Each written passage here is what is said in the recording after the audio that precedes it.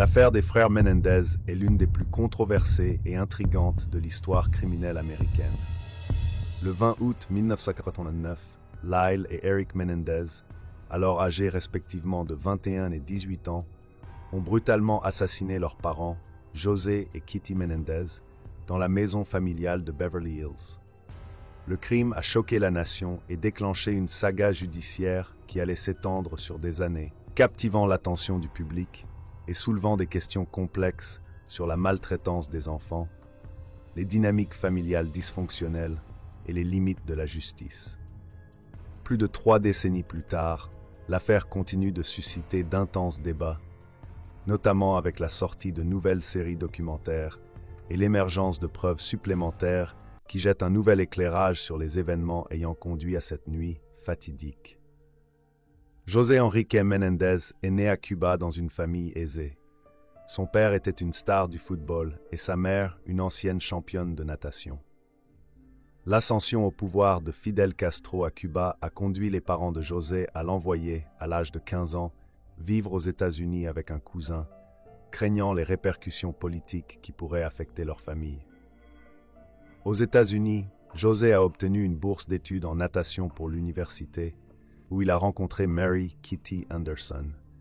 Kitty était légèrement plus âgée que José, très belle, et avait déjà participé à des concours de beauté. Les deux sont tombés amoureux et, peu après l'obtention de leur diplôme, se sont enfuis à New York, entamant une vie conjugale qui serait marquée par des hauts et des bas. Initialement, le couple a fait face à d'importantes difficultés financières. Kitty travaillait comme serveuse et José comme plongeur, tout en essayant d'entrer à l'université pour étudier la comptabilité. Cependant, la grossesse inattendue de Kitty avec leur premier enfant, Joseph Lyle, a radicalement modifié leurs plans. José, démontrant dès le début une personnalité contrôlante, a donné un ultimatum à Kitty. Soit elle restait à la maison pour s'occuper de l'enfant, soit elle le quittait. Kitty a choisi de rester, abandonnant ses rêves de devenir actrice ou présentatrice de télévision.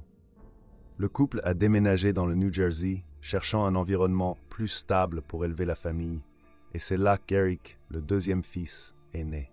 La carrière de José a pris un tournant ascendant lorsqu'il est entré dans l'industrie musicale, devenant cadre chez RCA Records. Son talent pour les affaires s'est rapidement démarqué, et il a signé des contrats avec de grands groupes comme Duran Duran et Menudo. Le succès professionnel a permis à la famille de déménager dans une propriété de plusieurs millions de dollars, mais a également commencé à révéler le côté plus dur de la personnalité de José. Il était connu pour être un cadre impitoyable, humiliant souvent ses subordonnés et générant un environnement de peur parmi les employés. Cette attitude autoritaire et contrôlante que José démontrait au travail se reflétait également dans sa vie familiale. Lyle et Eric Menendez ont grandi dans un environnement apparemment privilégié, mais des récits ultérieurs suggèrent une réalité beaucoup plus sombre derrière les portes closes de la maison familiale. José était extrêmement rigoureux et compétitif, imposant des attentes extraordinairement élevées à ses enfants, en particulier en ce qui concerne les performances sportives et académiques. Dès leur plus jeune âge, les garçons ont été inscrits à diverses activités sportives. José exigeait qu'ils soient non seulement bons, mais les meilleurs dans tout ce qu'ils faisaient. Cette pression constante pour l'excellence a considérablement façonné l'enfance et l'adolescence des frères. Heureusement, Lyle et Eric excellaient tous deux au tennis, un sport qui est devenu central dans leur vie. Kitty assistait aux matchs et aux entraînements des garçons, offrant un soutien plus visible, tandis que José supervisait de loin, ne semblant jamais satisfait des réalisations de ses fils, aussi impressionnantes soient-elles. La pression était particulièrement intense sur Lyle, l'aîné. José plaçait en lui toutes les attentes de sa propre vie, exigeant que son fils réalise les rêves qu'il n'avait pas pu atteindre. Cela a créé une dynamique complexe entre père et fils, marquée par un mélange d'admiration, de peur et de ressentiment. Eric, quant à lui, subissait moins de pression directe, mais était témoin du traitement infligé à son frère, ce qui a certainement affecté sa propre perception de la dynamique familiale. Kitty, pour sa part, était décrite comme émotionnellement distante et parfois verbalement abusive. Elle disait souvent à Lyle qu'il avait ruiné sa vie, l'empêchant de poursuivre sa carrière d'actrice. Ces commentaires cruels, combinés aux plaintes constantes sur les dépenses liées aux cours de tennis des enfants et le manque d'attention de José, ont créé un environnement familial toxique et émotionnellement instable. Les frères étaient proches, unis par l'expérience partagée de grandir dans un foyer dysfonctionnel, mais gardaient des secrets l'un envers l'autre sur les abus présumés qu'ils subissaient individuellement. Un incident particulièrement marquant s'est produit lorsque Lyle a commencé à perdre ses cheveux à 14 ans. Les parents, préoccupés par l'apparence de leur fils et la façon dont cela pourrait refléter sur l'image de la famille, l'ont forcé à porter une perruque, une situation que Lyle considérait comme profondément humiliante, d'autant plus qu'il devait le cacher même à son frère. José contrôlait rigidement divers aspects de la vie de ses enfants, y compris leur régime alimentaire.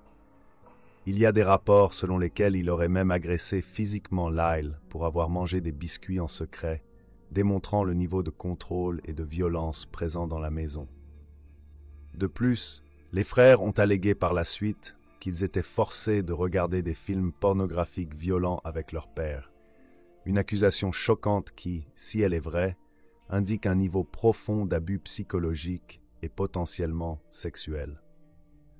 Un autre aspect perturbant de l'enfance des frères Menendez était l'allégation selon laquelle José prenait des photos inappropriées d'eux, souvent lorsqu'ils se changeaient ou prenaient leur douche. Ces photos, selon les frères, étaient ouvertement exposées dans la maison, une pratique qu'ils considéraient comme profondément troublante et invasive. Ces récits, bien que choquants, ont été cruciaux pour la défense des frères lors du procès. Ils ont dressé un tableau d'une enfance marquée par des abus physiques, émotionnels et sexuels, créant un contexte que leurs avocats ont fait valoir comme essentiel pour comprendre les actions des frères cette nuit fatidique d'août 1989. Dans la nuit du 20 août 1989, un dimanche apparemment ordinaire s'est transformé en une scène d'horreur inimaginable dans la maison des Menendez à Beverly Hills. Lyle et Eric Menendez, armés de fusils de chasse qu'ils avaient achetés quelques jours auparavant, sont entrés dans la salle de télévision où leurs parents, José et Kitty, étaient assis sur le canapé, mangeant tranquillement de la glace et regardant un film. L'attaque a été rapide et brutale. José a été touché en premier, recevant un tir fatal à l'arrière de la tête qui l'a tué presque instantanément. Kitty, paniquée en voyant son mari assassiné, a tenté de fuir. Elle a été touchée aux jambes, tombant au sol. À ce moment-là, les frères ont brièvement quitté la pièce pour recharger leurs armes. À leur retour, ils ont trouvé Kitty encore en vie, essayant de ramper. Sans hésitation, ils ont achevé l'acte, lui tirant dessus à plusieurs reprises. Kitty a reçu un total de 10 coups de feu, dont plusieurs au visage, la rendant méconnaissable. José, quant à lui, a été touché 6 fois au total. La violence de l'attaque était évidente sur la scène du crime.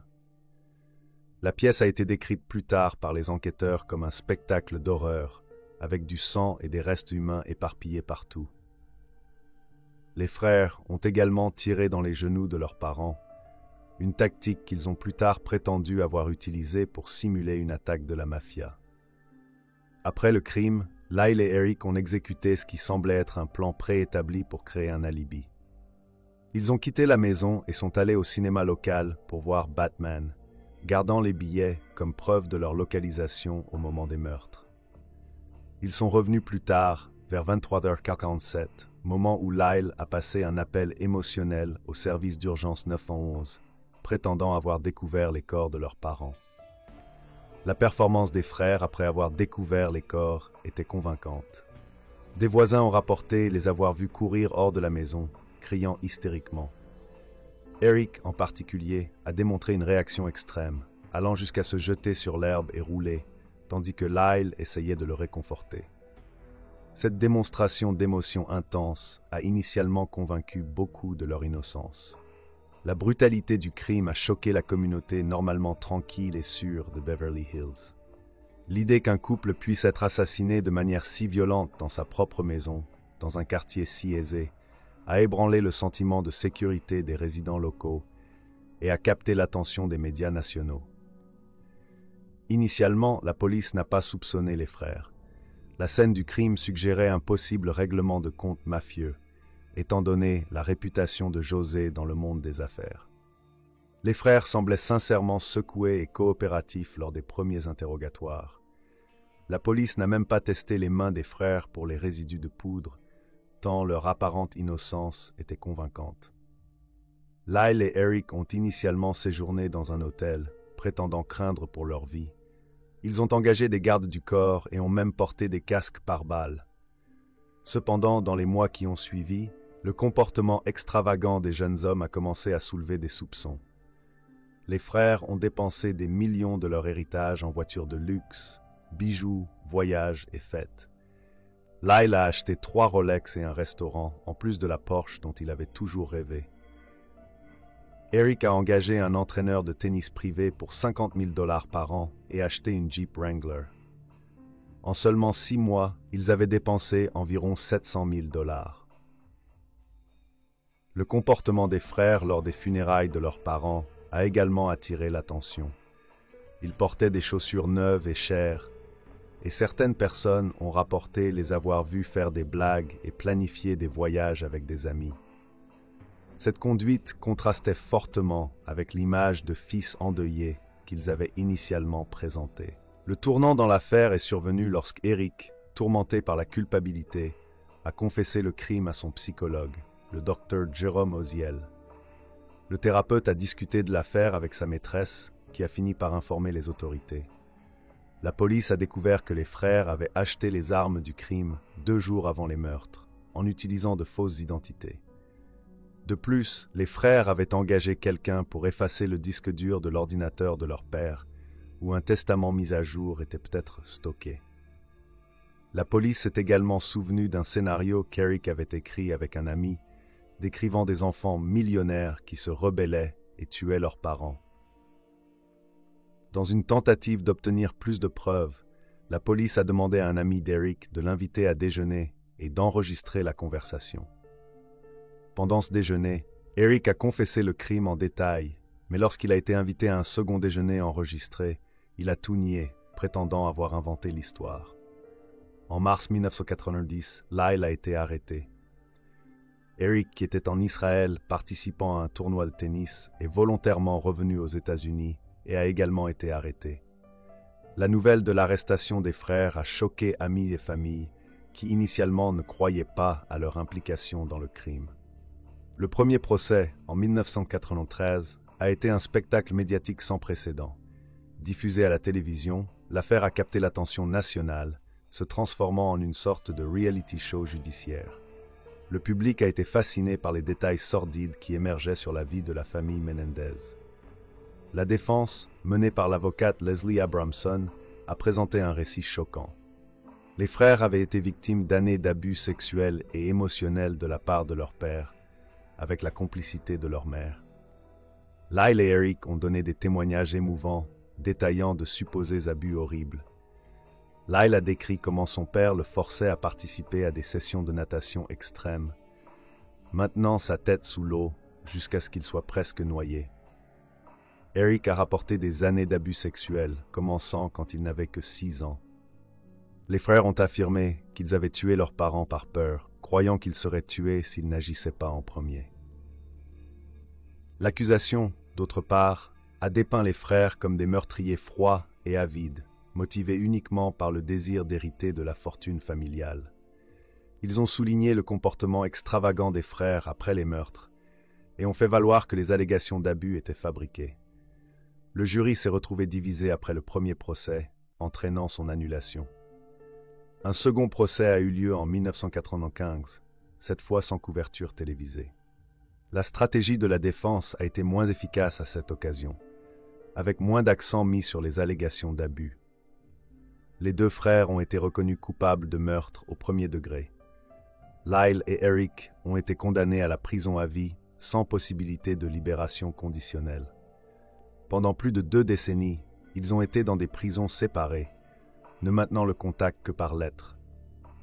Tous 2 se sont mariés pendant leur incarcération, s'adaptant à la vie derrière les barreaux. En 2018, après des années de pétitions, les frères ont finalement été transférés dans la même institution pénitentiaire. Les retrouvailles ont été décrites comme extrêmement émotionnelles, les frères s'embrassant et pleurant pendant plusieurs minutes. L'affaire continue de susciter débats et controverses. Beaucoup pensent que les frères ont été victimes d'un système judiciaire qui n'a pas pleinement compris la dynamique de la maltraitance des enfants et ses effets à long terme. D'autres les voient comme des meurtriers froids et calculateurs qui ont tué pour un gain financier. Récemment, de nouvelles preuves ont émergé, ravivant l'intérêt pour l'affaire.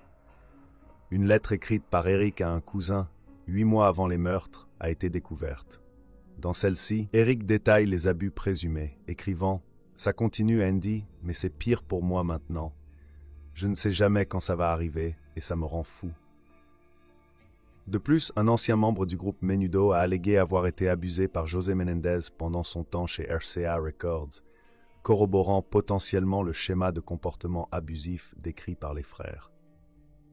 Avec la sortie d'une nouvelle série Netflix sur l'affaire, il y a un regain d'intérêt public et des spéculations sur de possibles développements juridiques futurs. De nombreux défenseurs des frères soutiennent qu'ils devraient être libérés ou, au minimum, que leur peine devrait être réduite.